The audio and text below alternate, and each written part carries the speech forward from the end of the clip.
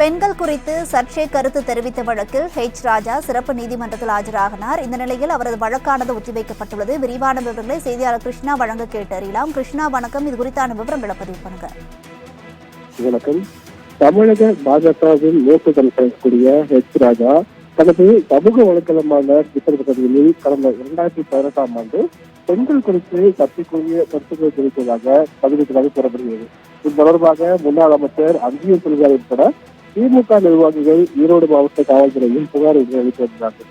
இந்த புகாரின் பேரில் ஈரோடு டவுன் காவல்துறை ராஜா மீது பெண்களுக்கு எதிராக ஆபாசமாக பேசுதல், பொது அமைதியை சீர்குலைக்கும் நோக்கில் செயல்படுதல், கலவரத்தை ஏற்படுத்தும் நோக்கில் செயல்படுவதற்கு சட்டப்பிரிவுக்கு வழக்கு பதிவு செய்யப்பட்டிருக்கு.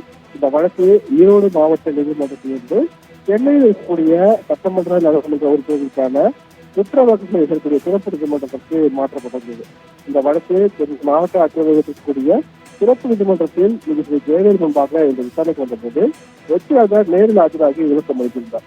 பின்னர் வழக்கின் விசாரணையை மார்ச் 20ஆம் தள்ளி வைத்து நீதிபதி ஜெயவேல் உத்தரவிட்டிருக்கிறார். வருங்க.